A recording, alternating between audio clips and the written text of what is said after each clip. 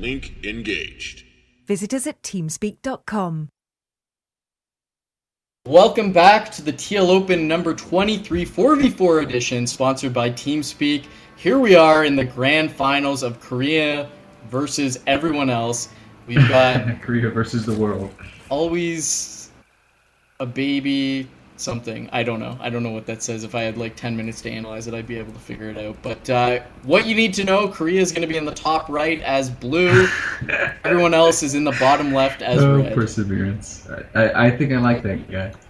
He's funny. Funny. Yep. She'll get out and Empire down here they're kind of hold down the center positions. I'm thinking, in my mind, it seems like a disadvantage if the Zerg guys are on the edges here for the red team versus them being on the inside for the blue team. You know, even if you're not able to have a full wall off, it's going to be nice for the Terran players to be able to put something there to wall off. But having them so far away from the wall, that's going to make it weaker. We can see that the red team is trying to deal with that, building at the wall. But as you mentioned, nice to have your kind of beefier backbone at the front. Yeah, so, actually, yeah, that's right. Zerg, Protoss, and Zerg, Terran. This is going to be really cool because if we see the kind of Marauder play that Beastie showed in the last game, this Zergling Stalker style might not quite be as substantial as it was in the first set that we watched today, Chill.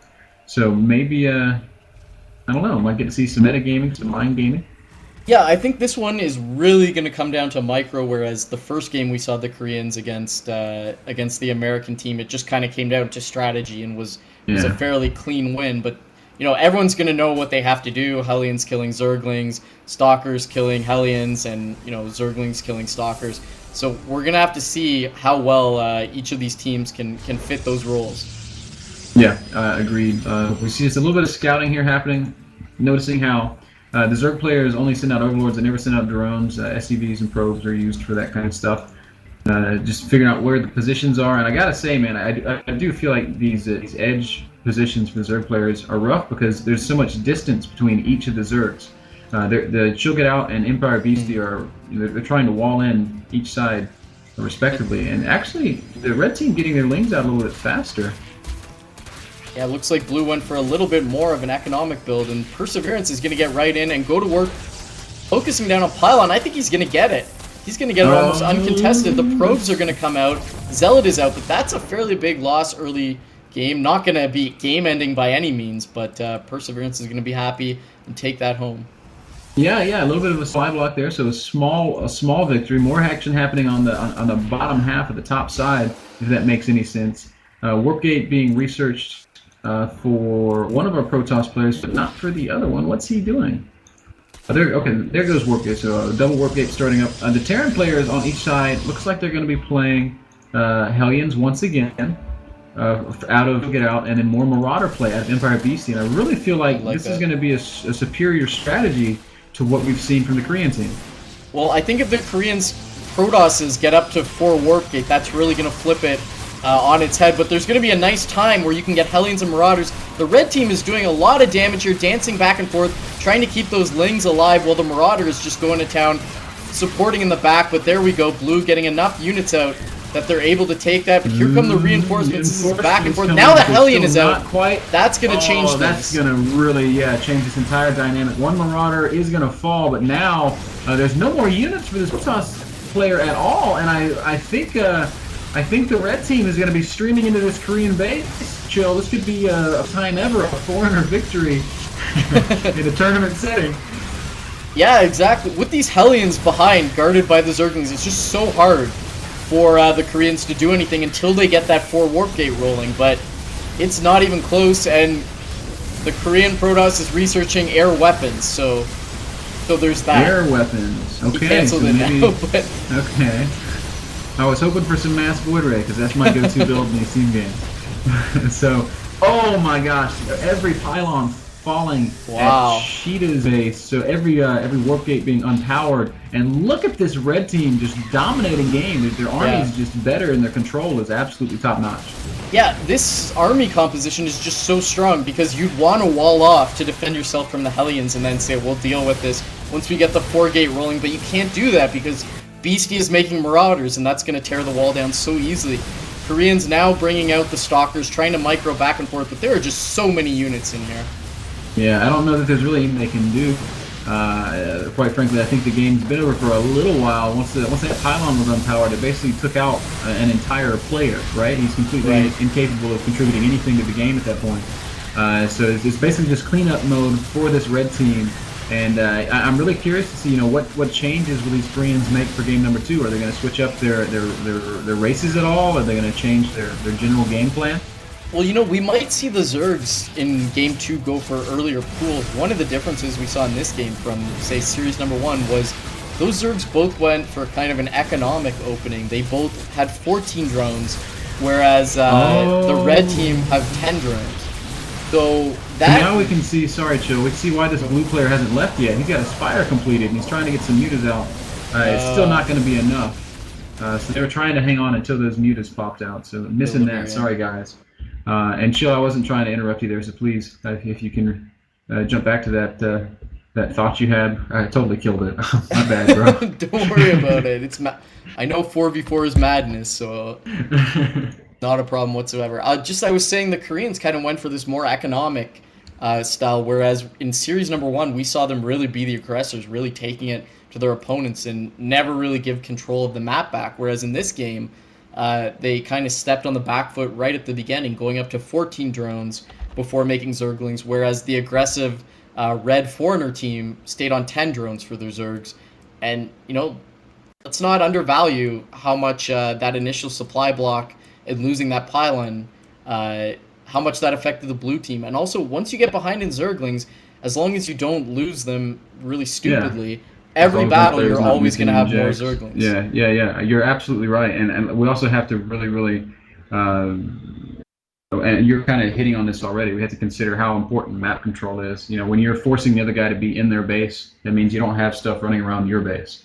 Right. So it gives you the freedom to just play your own game. So I thought it was really well played by the foreigner team, and I'm super eager to see what they do in game 2. Yep, me too. I have game number 2 loaded. We're taking it back to, I can't remember what you called it, gassy wasteland. Green haze.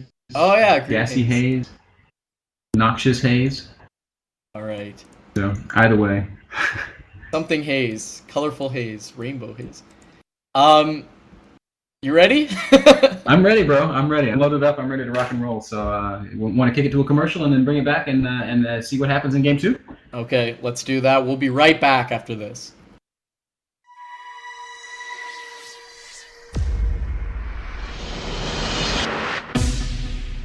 Link engaged.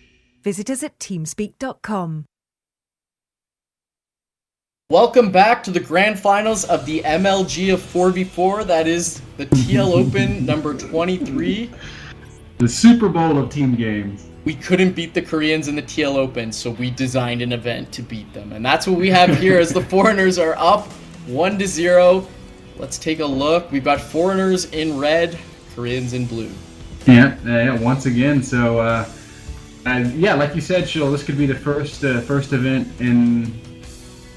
Has a foreigner ever beaten a Korean in a major tournament? Yeah, didn't Huck win DreamHack? Huck won Home Story Cup, Huck won DreamHack. So that's okay. So we could call this the first foreign victory since Huck's triumph over MC at Home Story Cup. So MrBitter, right? I gotta get this out there. There's a guy in Calgary who plays with the handle Bitters, and he hates you because everyone thinks he's you. So, oh man! Shout out to Bitters. Also shout out to Kelly Milkies and Milkus because I know they have a similar story. Okay, well that's awesome. Everybody I guess has haters, but I've never had a hater by virtue of my name alone. Your name? So, I'm so sorry to that guy. If it makes him feel any better, I'll work on a name change for future I'll events. let him know. I'll pass the message on. Yeah, appreciate it, man. So we're seeing more Speedling openings out of all of our Zerg players. It looks like, as you said, Chill, these Korean guys are going to be 10 pooling once again. Like these are the exact same pool timings for every single Zerg player on the map. So, hopefully we won't see a game that's dictated so much so by one team just getting more lanes into their team and then winning. Right, and if you look at the west side of the map, It's all Zerg, so I predict there's going to be a lot of madness going on that Oh my left side of the god, map. that's kind of crazy to think about. One Baneling on that Zelmaga tower. Oh, it's absolutely disgusting to think about. So Zerglings all out for both players. Red looks like they're going to be more aggressive moving forward. Blue is waiting to unite, and now we're going to have some 12 on 6. Red's got to pull back. And you taking a little bit of damage there. It's just going to make it a little bit hard to fight if these teams control this perfectly. But I do think if we look at the units tab, I think Red, no, it's 18 lings to 18 lings. So this is going to be really close. I'm surprised Blue is pushing in so hard because reinforcements from Red are going to come so quickly. This is a little bit dangerous. Yeah, this is a huge commitment, like you said, Chill. And I think now he's starting to reconsider his position, but he's completely trapped, and the blue team is basically they're going to lose the vast majority of their Zerglings here.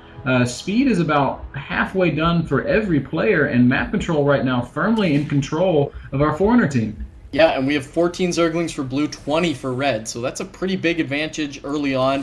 Fortunately, both players have the Queen out, so that's going to allow them to defend more easily if they get pushed into their main base. That Queen going to drive back Red. Blue's got to be careful here.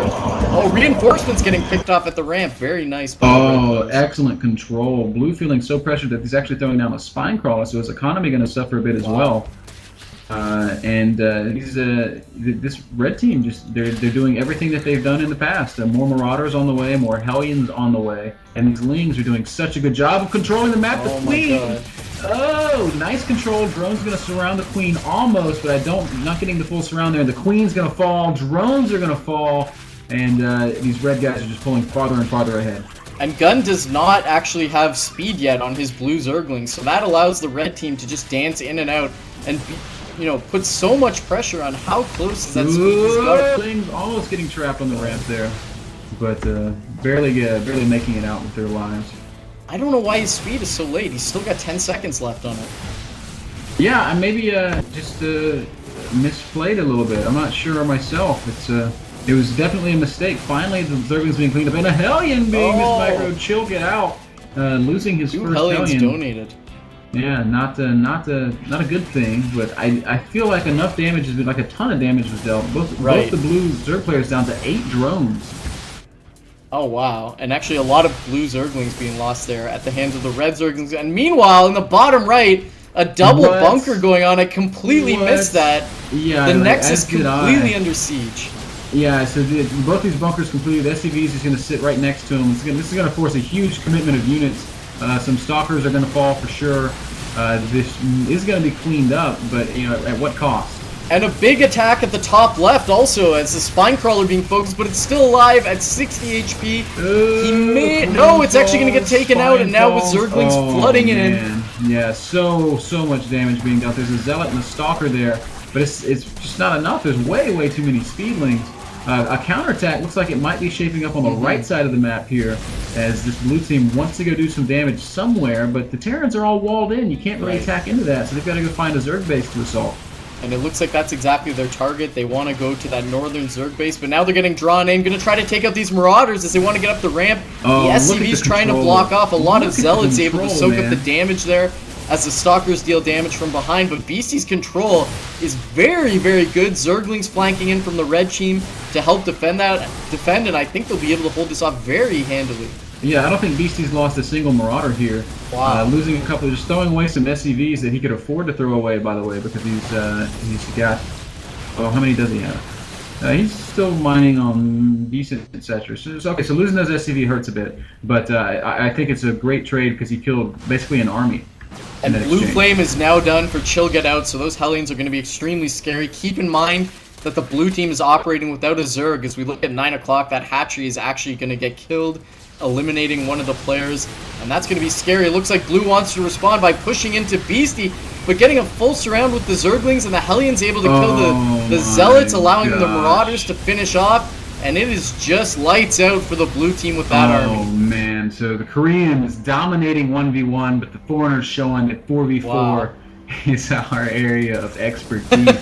Absolutely crushing play there. Those games, honestly, Chill, weren't even that close. Right. And I'm glad to see a foreigner victory. I'm gonna stand up and cheer a little bit because I really like Beastie QT, and I'm a huge fan of Chill Get Out. Like I'm now a tremendous Chill Get Out fan. Perseverance too? Yeah, he's funny and he's got a broken wrist and he's amazing at StarCraft.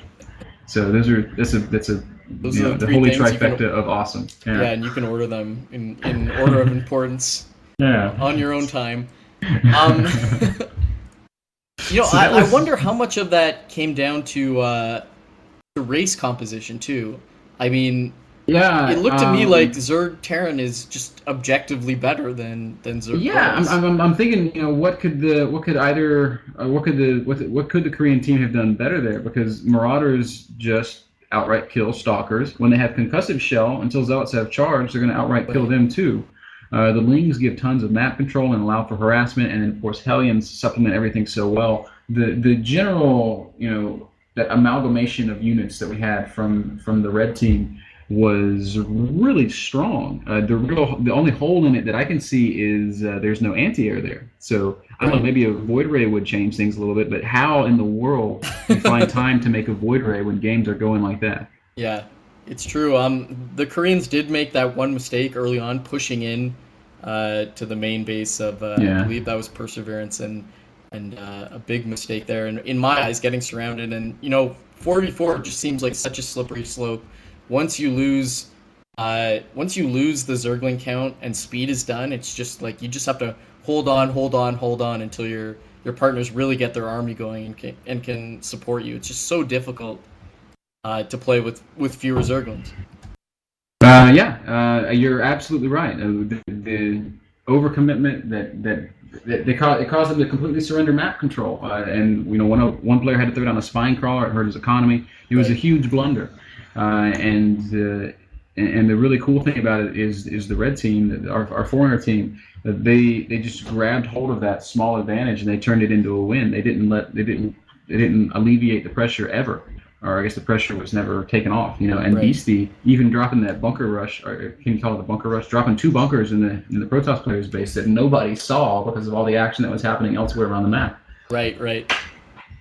So I mean, I hope if nothing else, we provided an hour of entertainment and kind of spread the 4v4 word to all the viewers. I know a lot of people kind of only play 1v1; they don't look at any team games. But I've played, as I said, hundreds of 4v4s. It's always a good time, so go out there and try some 4v4. I know I was worried before this event launched that it was going to be, crazy 800 battles, taking hours of time, but actually we finished a full semifinals and finals in just about an hour. That was the fastest tournament I've ever cast. It was crazy, man. So it was fun though, and it makes me want to go play some 4v4. Not gonna lie. I'll be on the ladder very shortly, so I guess you can queue up and snipe me very easily. So shout out to the 4 guys. I'm gonna grab all their names. Perseverance, Good Luck Richie, Chill Get Out, my personal favorite, and Empire Beastie. They're gonna go home with $200 courtesy of Teamspeak. The Korean team PSW going to go home with $100 for their efforts. And that's going to be a wrap, MrBitter. If people want to find you, where can we track you down more? Check me out. I've really actually been trying to push this social media stuff lately because, like, I got over here. I'm in Germany now, for anybody that didn't know. I got over here and people are like, do you use Twitter? Do you use Facebook? And I was like, no. And I got in trouble for that. So please follow me on Twitter. That's twitter.com/MrBitterTV. And please like me on Facebook. That's facebook.com/MrBitterSC. So we're doing a lot of cool new content being produced by ESL. Tune in for that. Watch Intel Extreme Masters when it comes to your town. And if it doesn't come to your town, then watch it online. And that's it, man. Thanks so much for having me. Team Liquid is the best StarCraft community in the world. It's the best online community in the world. And I really love this game and the people that play it. I agree. Big shout out to Hotbit and Rich for running the stream. Shout out to all the casters who were casting the earlier rounds of the TL Opens, and go to teamliquid.net. A lot of content coming out on the weekends these days. Stay tuned for future TL Opens and TL Attacks. I think that's going to be it. I'm Chill, joined by MrBitter. That's going to be it for this edition of the TL Open.